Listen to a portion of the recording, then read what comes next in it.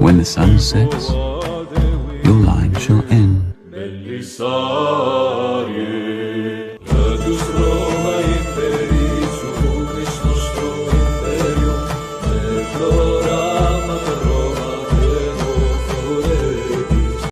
La historia de Juego de Tronos transcurre en el continente ficticio de Westeros, o Poniente si prefieres la versión traducida.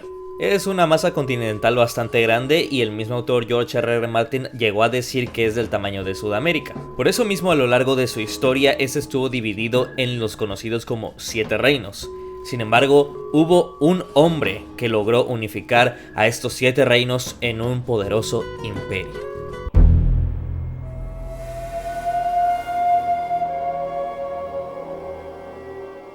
Miles de años atrás tuvo lugar el evento conocido como la Larga Noche, un evento catastrófico que dejó en ruinas a Poniente. Sin embargo, en el otro lado del mar sucedía otra cosa. Mientras Poniente se recuperaba de la Larga Noche, en Essos surgía una nueva potencia. En la zona de Essos, que ahora se conoce como la Bahía de los Esclavos, gobernaba en ese entonces el poderoso y antiguo imperio de Gis, el equivalente a un antiguo Egipto dentro de este mundo.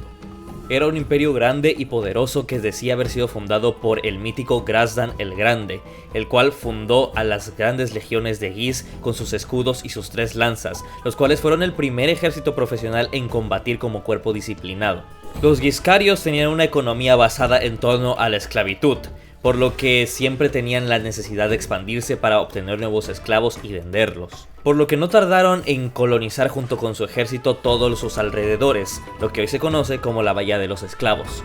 Y por muchos siglos el antiguo Gis no tuvo rival. Sin embargo, llegó un momento en el que ese rival apareció de la nada.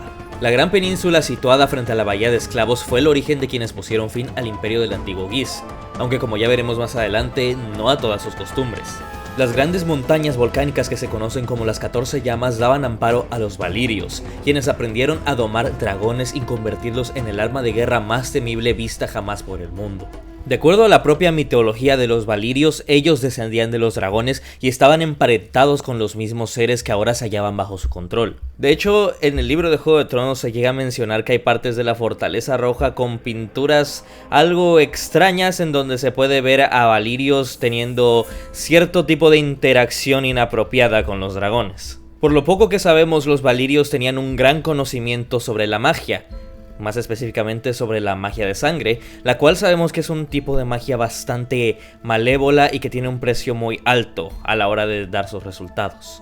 Por lo que es posible que los magos de fuego de la antigua Valiria hayan experimentado con esta magia de sangre y hayan procreado a lo que terminaron siendo los valirios que montaron a los dragones. En cuanto a los dragones, se dice que estos son un híbrido de los wyverns de Sotorios modificados para que les sirvieran a los valirios como arma de guerra.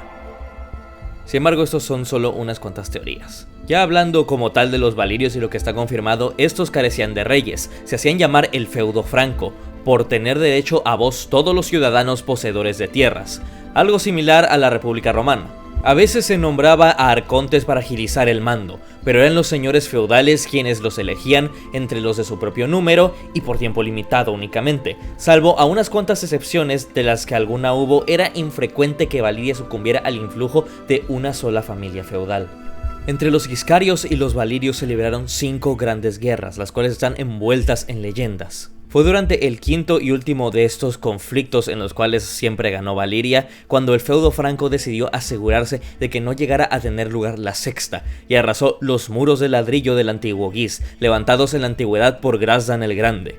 Las colosales pirámides, templos y viviendas fueron pasto del fuego dragón. En los campos se echó cal, sal y calaveras y se ejecutó a muchos de los Giscarios, mientras otros fueron convertidos en esclavos, parecían del duro servicio de sus conquistadores.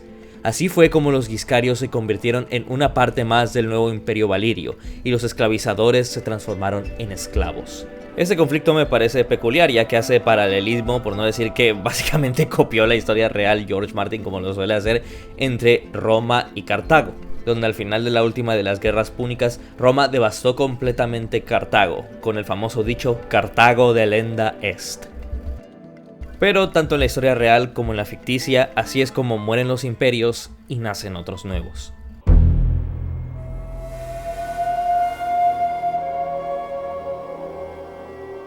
Tras estas guerras, los valirios aprendieron algo abominable de los Giscarios: la esclavitud, y los primeros en sufrirla fueron los mismos Giscarios a los que conquistaron.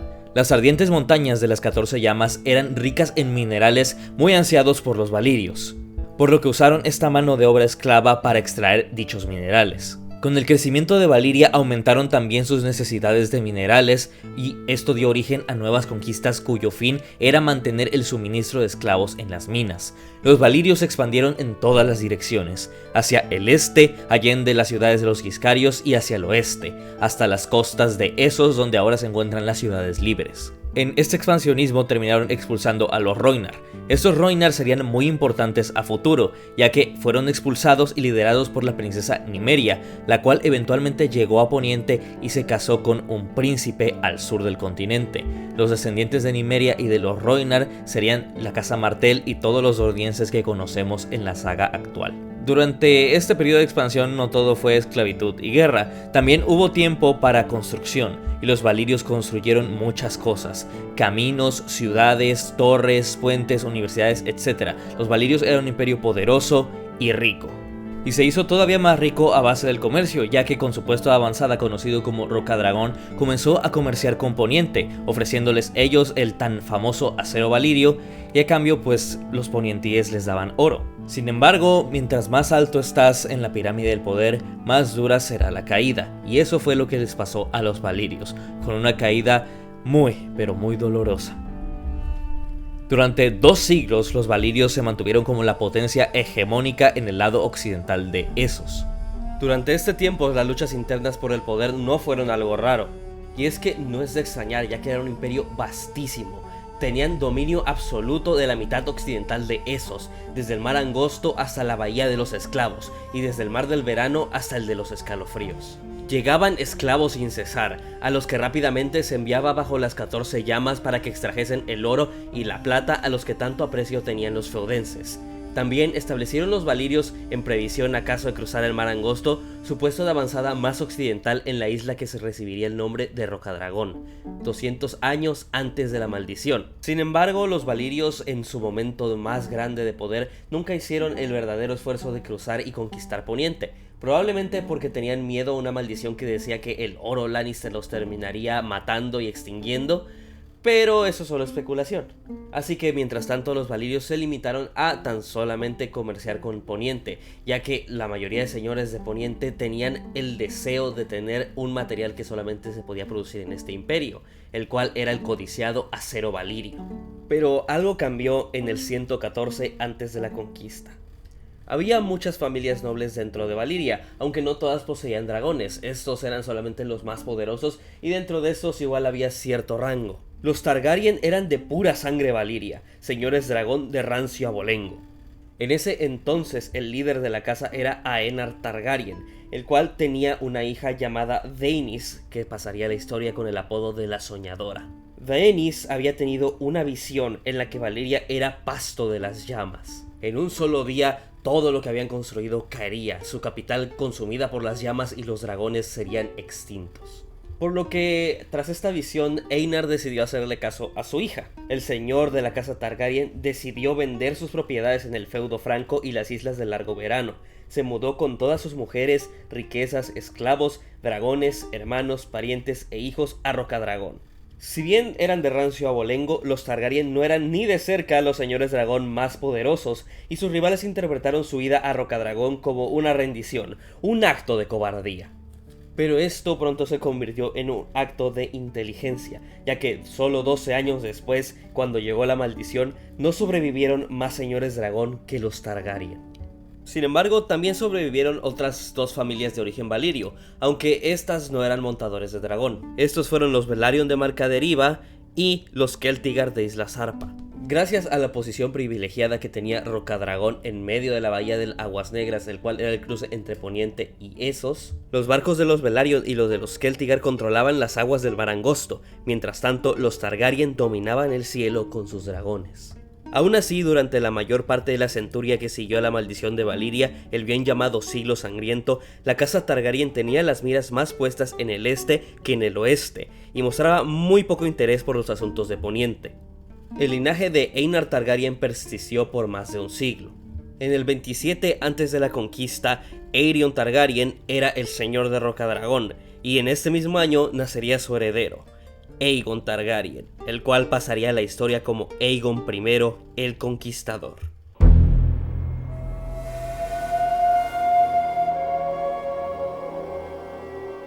Aegon el Dragón era el único varón y segundo vástago de Aerion y de Lady Baelena de la casa Velaryon, esta última Targaryen por parte de su madre.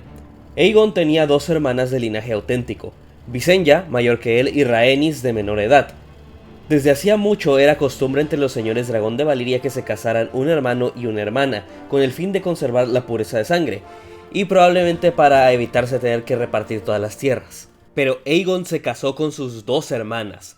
Por tradición debería haberse casado tan solo con Visenya, la mayor, aunque inusitada, la inclusión de Rhaenys como segunda esposa tenía sus precedentes. Se dice que Aegon se casó con Visenya por obligación y con Rhaenys por devoción. Los tres hermanos habían demostrado su condición de señores dragón antes de su matrimonio y de manera individual. De los 5 dragones que habían volado al exilio con Aenar desde Valyria, solo había sobrevivido uno hasta los días de Aegon, la gran bestia llamada Balerion, el terror negro. Las dragonas Vhagar y Meraxes eran más jóvenes, salidas del huevo en Rocadragón. Según un mito muy común de los que difunden los ignorantes, Aegon Targaryen no pisó Poniente hasta el día en que se dispuso a su conquista. Pero esto no puede ser cierto. Años antes se había tallado y decorado por orden suya la Mesa Pintada, una enorme pieza de madera de casi 20 varas de largo, con un contorno que seguía la forma de Poniente, y decorada con todos los bosques, ríos, poblaciones y castillos de los 7 reinos en esa época. Claramente el interés de Aegon por Poniente era muy anterior a los acontecimientos que lo instarían a emprender la guerra de conquista. El Poniente de la juventud de Aegon era muy diferente al que vemos en la saga principal. Este estaba dividido en 7 reinos beligerantes. Pocas épocas hubo en que no anduvieran batallando entre sí 2 o 3 de ellos. El extenso, frío y pedregoso norte estaba gobernado por los Stark de Invernalia. En los desiertos de Dorne ejercían su influencia los príncipes Martell. Las tierras del oeste, ricas en oro, las gobernaban los Lannister de Roca Casterly, y los Gardener controlaban Alto Jardín, el fértil terreno del dominio. El valle, los dedos y las montañas de la luna estaban en manos de la casa Arryn, pero los reyes más beligerantes de la época de Aegon eran los de los reinos más cercanos a Rocadragón, Harren el Negro y Argilac el Arrogante. Desde Bastión de Tormentas, su gran ciudadela, los reyes de la tormenta de la casa Durrandon habían dominado la mitad oriental de Poniente, desde el Cabo de la Ira hasta la Bahía de los Cangrejos, pero su poder iba menguando a lo largo de los siglos. Los reyes del dominio habían arrebatadole terreno desde el oeste, los dornienses los acosaban desde el sur, y Harren el Negro y los hombres del hierro los habían expulsado del Tridente y de las tierras del norte del río Aguas Negras. Argilac el Arrogante puso freno a este declive durante cierto tiempo. Detuvo una invasión dorniense a muy corta edad, cruzó el mar Angosto para unirse a la gran alianza contra los tigres imperialistas de Volantis y 20 años después mató a Garth VII Gardener, rey del dominio, en la batalla de las Tierras del Verano. Pero Argilac había envejecido, peinaba canas en su célebre melena azabache y su bravura y destreza en combate se habían apagado. Al norte del Aguas Negras, Harren el Negro de la casa Hor, rey de las islas y los ríos, regía las tierras de los ríos a sangre y fuego. El abuelo de Harren, el hijo del hierro Harwin Mano Dura, había arrebatado el tridente al abuelo de Argilac, el cual se llamaba Arrek, cuyos ancestros habían derrocado centurias atrás al último rey de los ríos. El padre de Harren había extendido sus dominios al este, hasta Rosby y el Valle Oscuro, y Harren había dedicado la mayor parte de su largo reinado, cerca de 40 años, a levantar un castillo gigantesco junto al Ojo de Dioses, el cual pasaría a la historia con el nombre de Harrenhal. Ningún rey de Poniente fue más temido que Harren el Negro, cuya crueldad era legendaria por todos los 7 reinos. Y ningún rey de Poniente se sintió más amenazado que el rey Argilac. En este punto, el señor Durrandon era un guerrero envejecido que solo contaba con una heredera, su hija doncella. Así que el rey Argilac se puso en contacto con los Targaryen de Rocadragón para ofrecer a Lord Aegon la mano de su hija, con todas las tierras que se extendían al este del Ojo de Dioses, desde el Tridente hasta el río Aguas Negras como dote.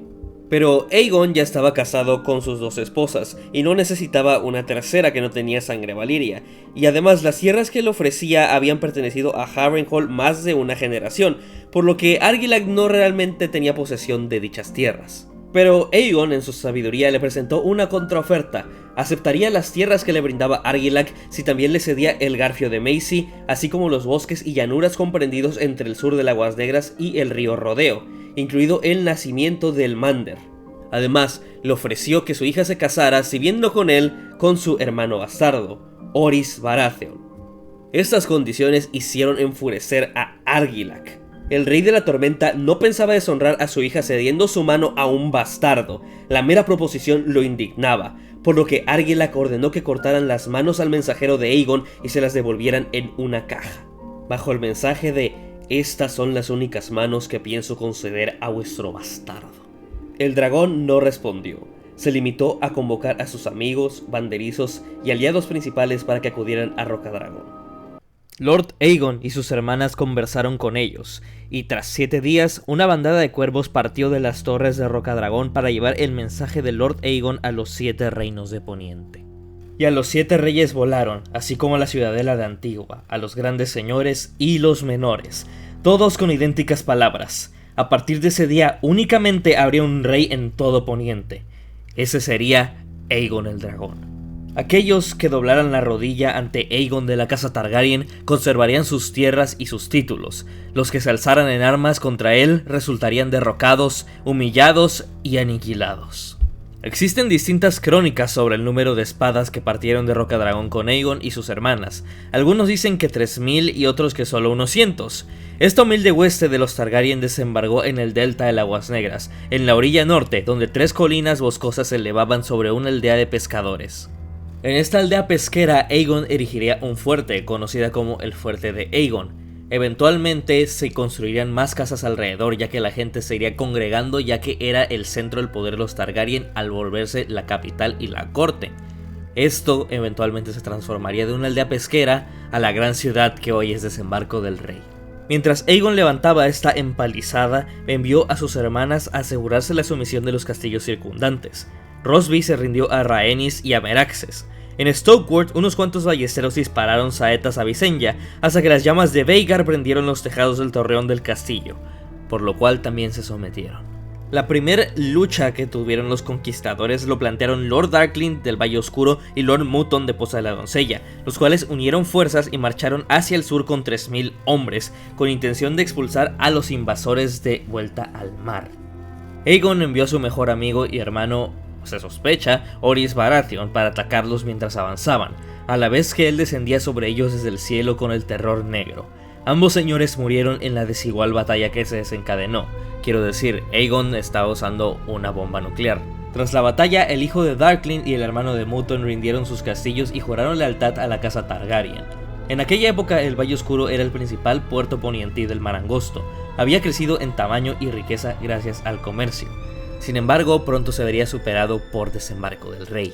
Tras haber conquistado una docena de castillos y asegurado ambas riberas de la desembocadura del Aguas Negras, ordenó a los señores derrotados que acudieran a él.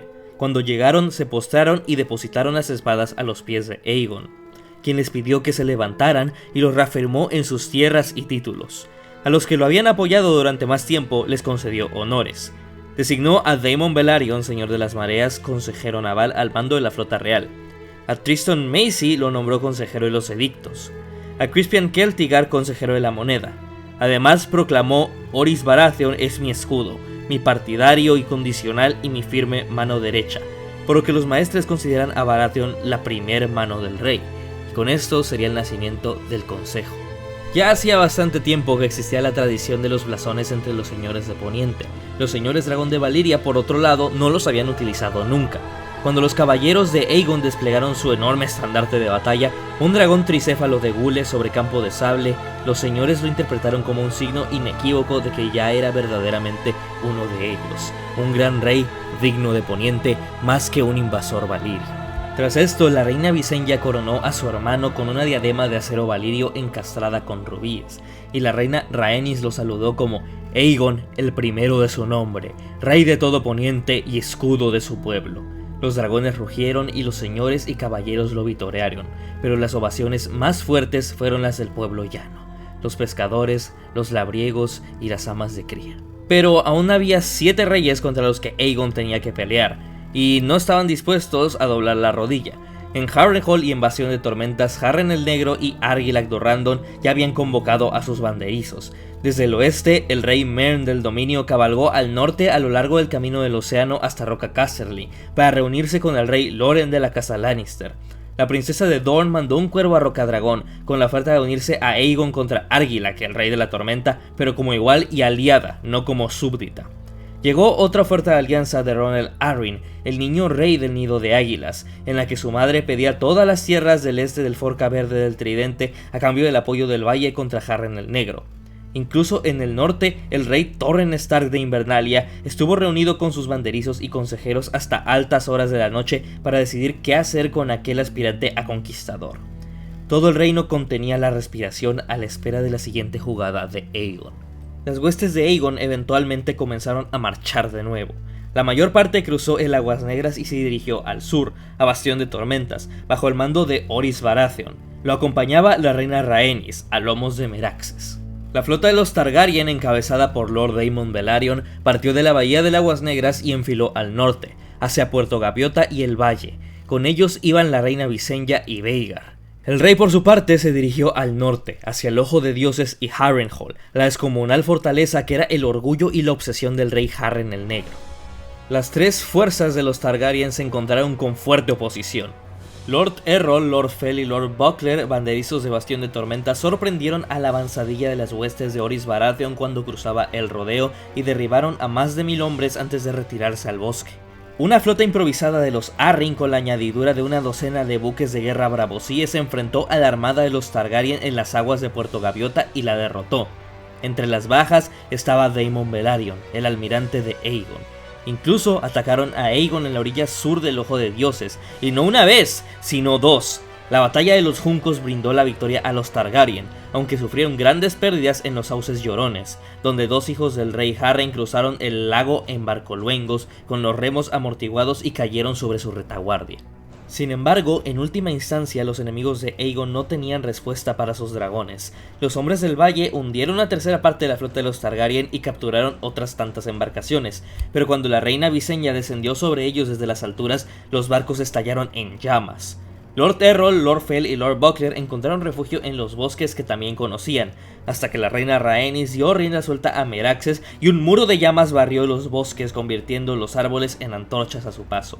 En cuanto a los hijos de Harren el Negro, en cuanto cruzaron el lago para volver a Harrenhal, se vieron indefensos cuando Balerion se abalanzó de repente sobre ellos desde el cielo matinal.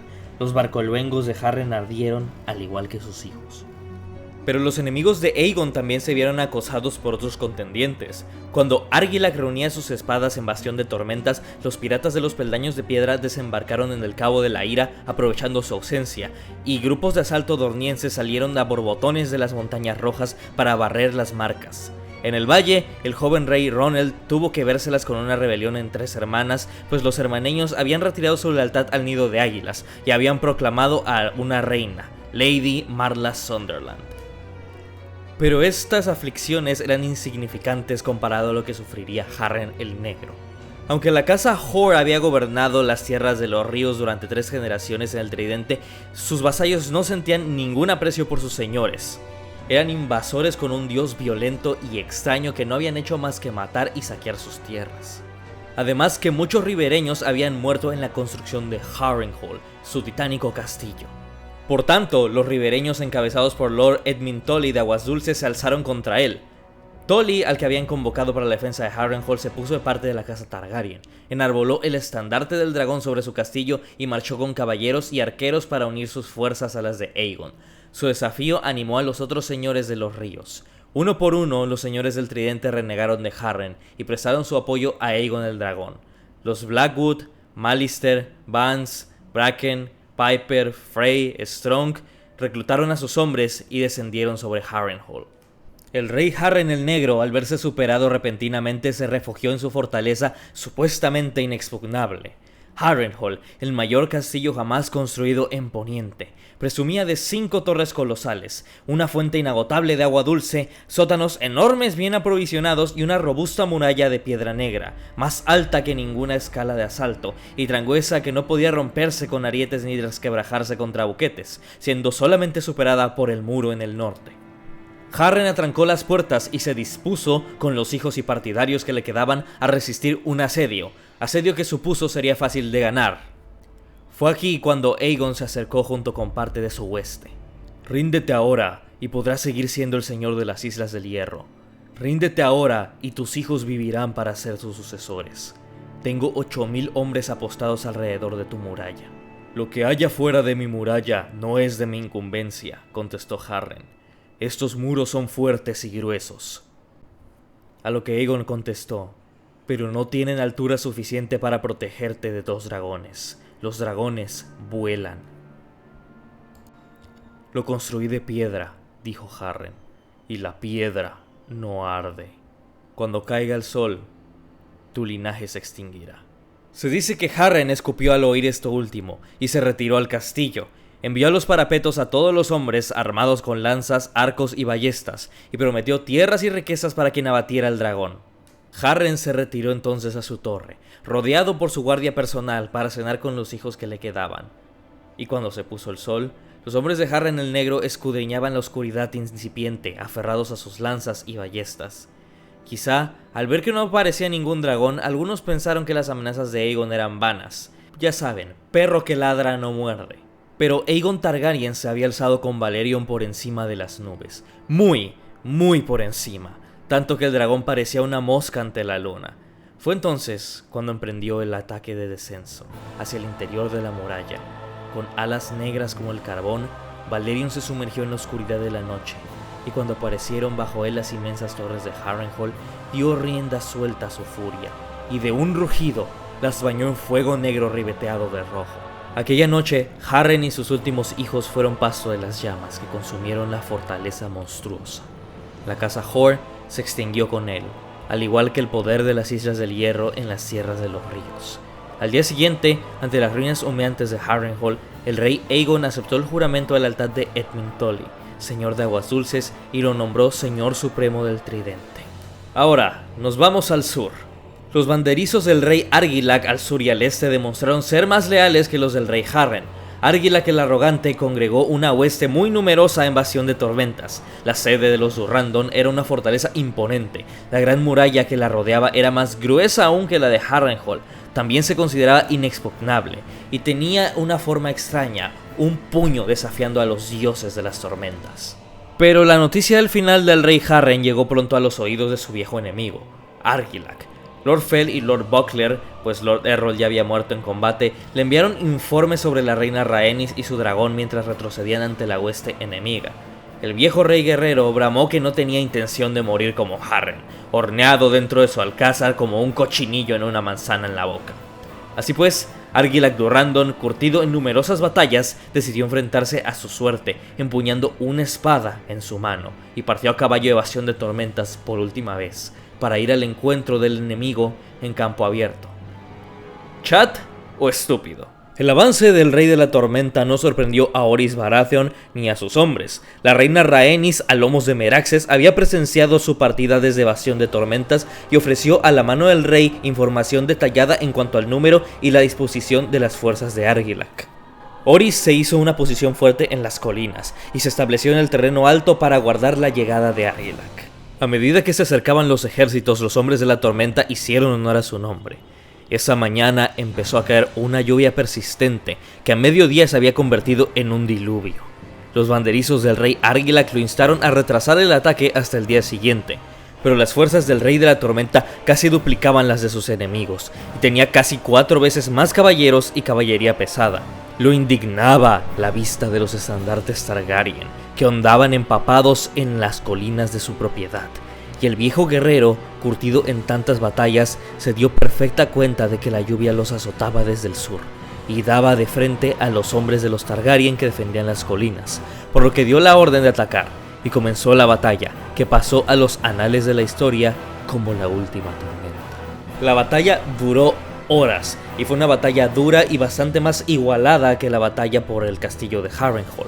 Argilac el Arrogante y sus hombres cargaron contra las posiciones de los Baratheon y Targaryen, pero las laderas eran empinadas y la lluvia había ablandado y embarrado el terreno, por lo que los caballos de guerra avanzaban a duras penas entre resbalones, y las cargas perdieron la cohesión y el impulso adecuados. A los tormenteños les fue mejor cuando mandaron a sus lanceros a pie colina arriba.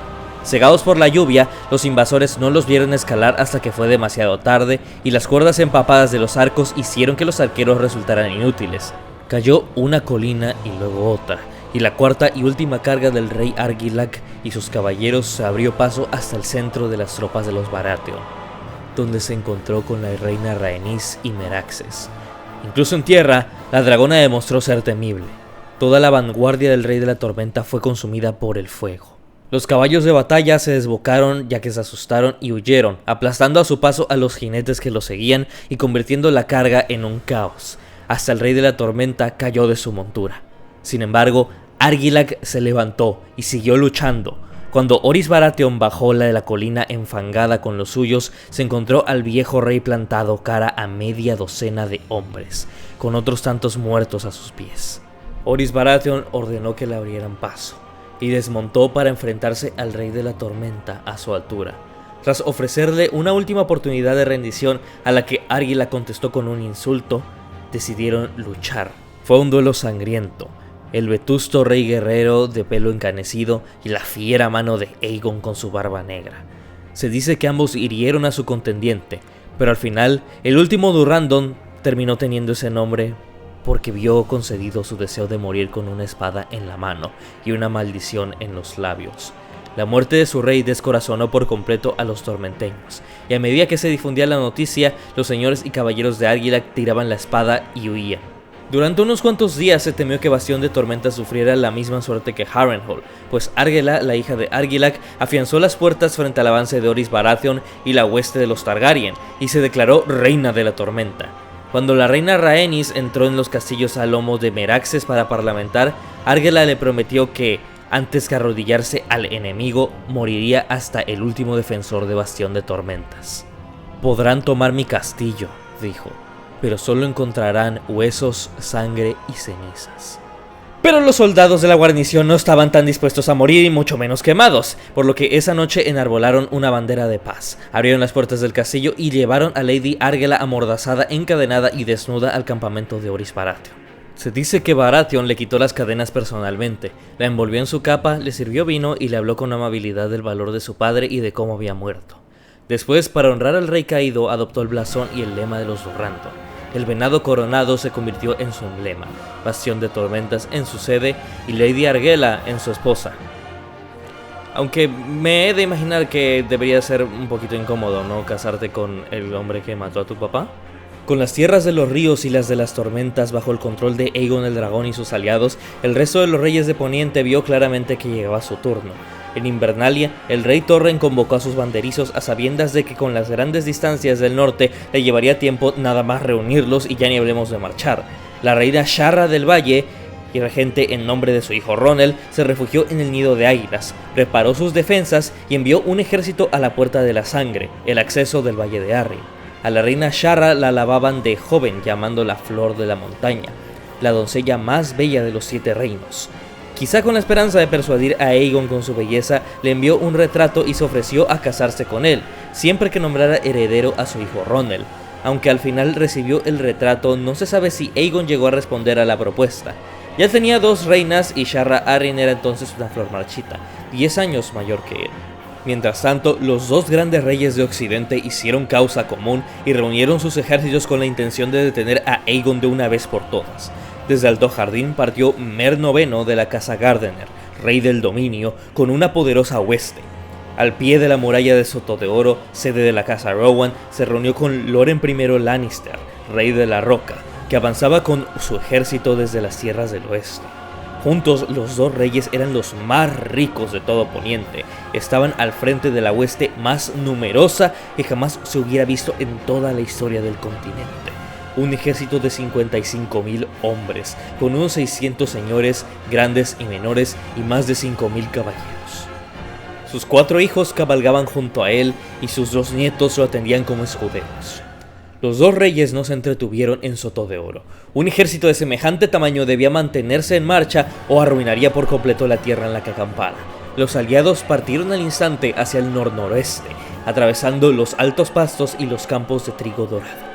Aegon recibió el aviso de su llegada en su campamento junto al Ojo de Dioses, por lo que reunió a sus fuerzas y avanzó al encuentro con estos nuevos enemigos. Bajo su mando solo disponía de 1/5 parte de los hombres que reunían los 2 reyes, y muchos de sus soldados eran vasallos de los señores de los ríos, cuya lealtad a la casa Targaryen era reciente y nunca se había puesto a prueba. Sin embargo, con un ejército menor, Aegon se desplazaba mucho más deprisa que sus enemigos. En la ciudad de Septo de Piedra se le unieron sus 2 reinas, junto con sus dragones. Rhaenys desde Bastión de Tormentas y Visenya desde Punta Zarparrota, donde había recabado numerosas promesas de pleitesía de los señores del lugar. Los 3 Targaryen vieron juntos desde el cielo cómo el ejército de Aegon cruzaba las fuentes de Aguas Negras y continuaba apresuradamente hacia el sur. Los 2 ejércitos se vieron frente a frente en las amplias llanuras abiertas del sur de Aguas Negras, cerca del lugar por donde más adelante transcurriría el Camino Dorado. Los 2 reyes se regocijaron cuando sus exploradores volvieron con informes sobre el número y la disposición del ejército de los Targaryen. Al parecer, tenían 5 hombres por cada uno de Aegon, y la desproporción entre señores y caballeros era todavía mayor. Además, el terreno era amplio y abierto, con hierba y trigo hasta por donde alcanzaba la vista, idóneo para la caballería pesada. Aegon Targaryen no controlaría el terreno elevado, a diferencia de Orys en la última tormenta. La tierra era firme y sin rastro de barro, no les importunaría la lluvia, el cielo estaba despejado aunque hacía viento y no había llovido en más de 15 días. El rey Mern había llevado a la batalla casi el doble de hombres que el rey Loren, por lo que solicitó el honor de dirigir la columna central. A Edmund, su hijo y heredero, le otorgaron el mando de la vanguardia. Loren Lannister tomaría la posición derecha y Lord Oakheart la izquierda. Sin barreras naturales a las que anclar la línea de defensa de los Targaryen, los 2 reyes pensaban que rodear a Aegon por los flancos para caer sobre su retaguardia, mientras el puño de hierro, una gran cuña de caballeros con armadura y grandes señores, aplastaba el centro de la formación. Pensaban que sería pan comido, como robarle un dulce a un niño. Pero Aegon Targaryen y sus hermanas no eran ningunos niños, eran dragones. Aegon Targaryen desplegó a sus hombres en una media luna irregular, con los lanceros y piqueros cerrando filas en la primera línea, los arqueros y ballesteros justo detrás y la caballería ligera en ambos flancos. Dio el mando de las tropas a Jon Mutton de Poza de la Doncella, uno de los primeros enemigos que se había ganado para su causa. El rey pensaba luchar, junto a sus reinas, desde el cielo. También se había percatado de la ausencia de lluvia. Los pastos y el trigo que rodeaban a los ejércitos estaban lisos para la cosecha, y muy secos. Los Targaryen esperaron a que los 2 reyes hicieran sonar sus trompetas y empezaran a avanzar bajo un mar de estandartes. El rey Mern Gardener en persona lideraba la carga contra el centro de la formación enemiga a lomos de su semental vallo. Junto a él cabalgaba su hijo, con su estandarte, una mano de sinople sobre un campo de plata. Entre gritos y rugidos, envalentonados por los cuernos y los tambores de guerra, los hombres de los Gardener y los Lannister cargaron a través de una lluvia de flechas hasta llegar a sus enemigos, barriendo a su paso a los lanceros de los Targaryen y rompiendo sus filas. Pero Aegon y sus hermanas ya surcaban el cielo. Aegon sobrevoló las filas enemigas a lomos de Valerion, atravesando una luz de lanzas, piedras y flechas, y descendió repetidamente para envolver en llamas a sus enemigos. Rhaenys y Visenya prendieron los campos de la retaguardia de los soldados enemigos, así como los lugares donde el viento empujara el fuego hacia ellos. La hierba seca y las espigas prendieron al instante.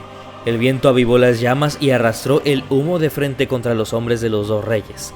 El olor del fuego asustó a los caballos, y a medida que el humo se hacía más denso, tanto hombres como animales avanzaban a ciegas. Empezaron a romper filas mientras se elevaban muros de fuego a sus lados. Los hombres de Mutton, al otro lado de las llamas empujadas por el viento, esperaron con arcos y lanzas, dispuestos para acabar fácilmente con los hombres quemados y en llamas que lograran escapar de aquel infierno. Esta batalla, o mejor dicho masacre, se conocería como el Campo de Fuego. Más de 4000 hombres perecieron bajo el fuego dragón y otros 1000 atravesados por espadas, lanzas o flechas.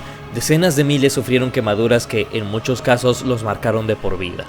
El rey Mern IX de la casa Gardener estaba entre los abatidos, junto con sus hijos, nietos, hermanos, primos y otros parientes. Uno de sus sobrinos sobrevivió 3 días.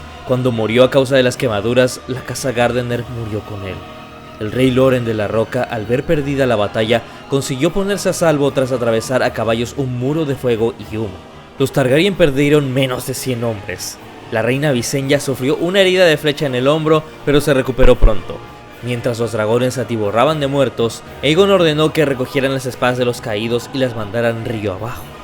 Al día siguiente capturaron a Loren Lannister. El rey de la Roca puso su espada y corona a los pies de Aegon, se arrodilló ante él y le rindió pleitesía y homenaje y le juró fidelidad. A lo que Aegon, fiel a su promesa, alzó a su enemigo derrotado, lo reafirmó en sus tierras y su señorío y lo nombró señor de Roca Casterly y guardián del occidente. Siguieron su ejemplo los banderizos de Lord Loren, así como muchos de los señores del dominio, al menos los que no se habían convertido en brocheta. Aún así, la conquista de Occidente no había culminado, por lo que el rey Aegon se despidió de sus hermanas y partió de inmediato a Alto Jardín, con la esperanza de asegurarse su rendición antes de que otro aspirante lo reclamara para sí. Encontró el castillo en manos de su mayordomo, Harlan Tyrell, cuyos antepasados llevaban siglos al servicio de los Gardener. Tyrell rindió las llaves sin presentar batalla alguna y juró lealtad al rey conquistador. Como recompensa, Aegon le concedió Alto Jardín y sus dominios, lo nombró Guardián del Sur y Señor Supremo del Mander, y lo convirtió en señor de los antiguos vasallos de la casa Gardener. La intención de Aegon Targaryen era seguir avanzando hacia el sur y forzar la sumisión de Antigua, El Rejo y Dorne, pero mientras estaba en Alto Jardín le llegó la noticia de un nuevo desafío. Torren Stark, el rey en el norte, había cruzado el cuello y entrado en las tierras de los ríos, al frente de un ejército de 30.000 norteños salvajes. Aegon se dirigió hacia el norte de inmediato. Se adelantó a su ejército a lomos de Valerion, el Terror Negro, para plantarle cara. Mandó aviso a sus dos reinas y a todos los señores y caballeros que le habían rendido pleitesía tras la batalla de Harrenhal, el Campo de Fuego y la Última Tormenta. Cuando Torren Stark llegó a orillas del Tridente, encontró aguardándolo al sur del río a un ejército que prácticamente duplicaba al suyo. Señores de los ríos, occidentales, tormenteños, hombres del dominio, todos habían acudido.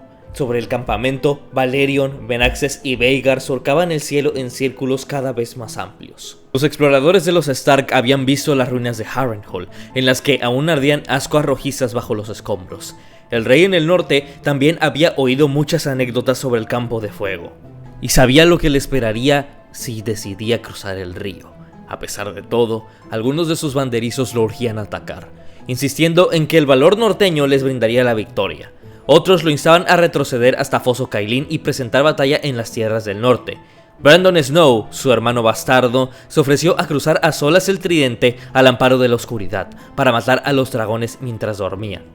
No se sabe muy bien cuál era el plan de Brandon para asesinar a los dragones, pero muchos especulan que este plan se ve en una escena del quinto libro cuando Bran está viendo el pasado de los Stark, ya que se dice que el plan de Brandon era usar unas flechas de los árboles de los antiguos dioses para acabar con los dragones, ya que en teoría estas flechas, al ser de material mágico, podrían acabar con seres mágicos. El rey Torren sí que mandó a su hermano bastardo al otro lado del Tridente, pero acompañado de 3 maestres y no para matar, sino para negociar. Durante toda la noche le sucedieron los mensajes en uno y otro sentido. A la mañana siguiente fue Torren Stark quien cruzó el Tridente. Allí en la orilla sur se arrodilló y dejó la antigua corona de los Reyes del Invierno a los pies de Aegon y le juró lealtad. Y se puso en pie como señor de Invernalia y guardián en el norte, ya no como rey. Desde aquel día hasta la fecha, a Torren Stark se lo conoce como el rey que se arrodilló, pero no quedaron atrás los huesos calcinados de ningún norteño, y las espadas que Aegon recogió de Lord Stark y sus vasallos no estaban retorcidas, dobladas ni fundidas. Una vez más, Aegon Targaryen y sus reinas tomaron caminos distintos. Aegon se dirigió de nuevo al sur, a Antigua, mientras que Visenya y Rhaenys a lomos de sus dragones pusieron rumbo respectivamente al Valle de Arryn y a los desiertos de Dorne, pasando por Lanza del Sol. Shara Arin había reforzado las defensas de Puerto Gaviota, había destinado una hueste a las Huertas de Sangre y había triplicado la dotación de las guarniciones de Piedra, Nieve y Cielo, las atalayas que protegían el acceso al Nido de Águilas. Todas estas defensas resultaron inútiles frente a Visenya Targaryen, que las sobrevoló pasándole legendariamente por los ovarios sobre las alas curtidas de Vhagar y aterrizó en el patio interior del Nido de Águilas. El pequeño rey preguntó si podía volar con esta señora.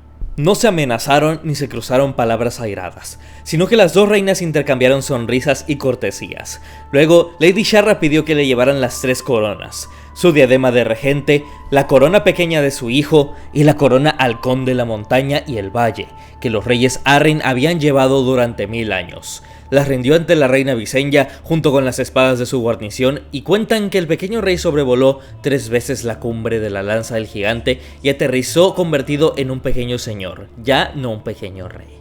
Así, anexionó Visenya Targaryen el valle de Arryn al reino de su hermano, sin lucha y sin sangre. Rhaenys Targaryen no tuvo una conquista tan fácil.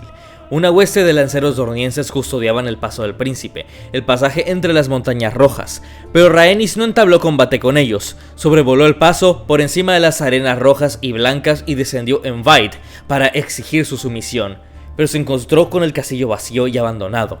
En la ciudad que había junto a su muralla solo quedaban ancianos, mujeres y niños. Cuando les preguntó por el paradero de sus señores, lo único que contestaron fue: "Se han ido". Rhaenys bajó, siguiendo el curso del río hasta el Bondad Divina, sede de la casa Alyrion, pero también estaba desierta.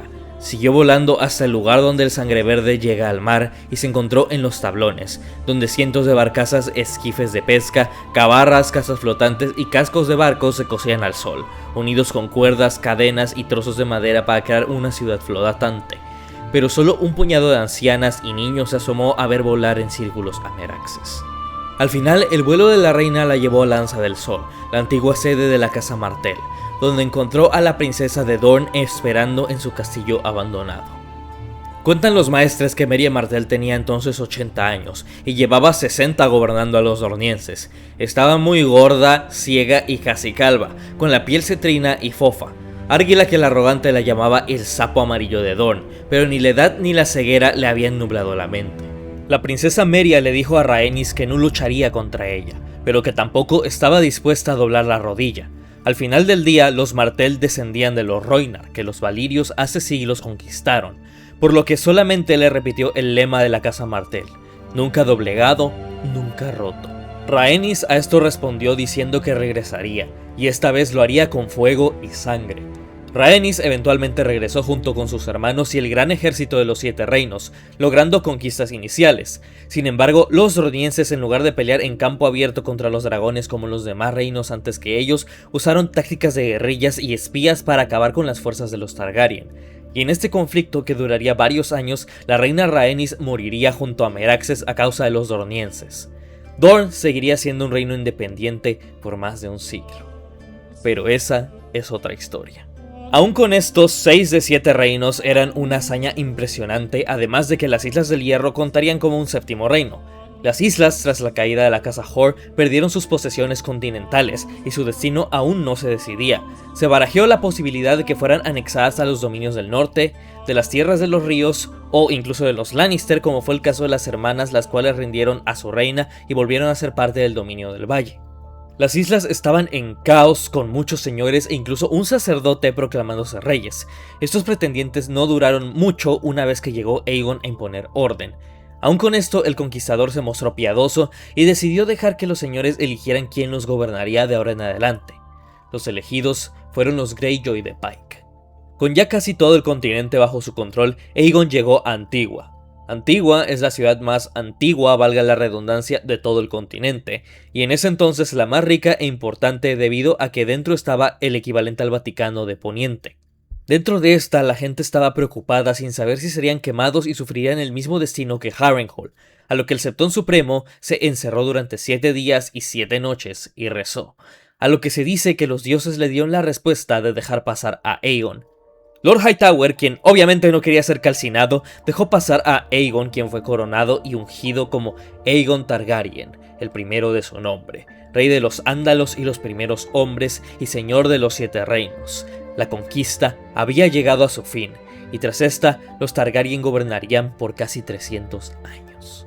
Habría reyes buenos y malos, sabios y necios, pero todos descendieron de Aegon Targaryen el Conquistador. Incluso el mismísimo Robert Baratheon tendría sangre Targaryen. La conquista de Aegon, más que solo lore de fondo, nos demuestra algo que ya discutimos en el video pasado, y es que si bien Daenerys tiene los dragones y el ejército, es vista más como una extranjera. Aegon no solo fue aceptado por sus dragones, que eventualmente se demostraron no ser inmortales, sino que también por adoptar las costumbres locales como los blasones o la religión de los 7. Quizás Daenerys deba de aplicar estas estrategias que de hecho su mayor rival, que es Jon Grief, planea usar, pero esto no lo sabremos hasta que salga Vientos de Invierno. O sea, nunca. Gracias por ver. Siento mucho la tardanza de este video y agradezco mucho su paciencia para los que lo esperaron y vieron hasta el final. El próximo video será diferente según sus votaciones, por lo que nos veremos pronto. No olviden suscribirse, darle like, comentar y compartir y todas esas cosas. Muchas gracias y nos vemos en el siguiente video. Adiós.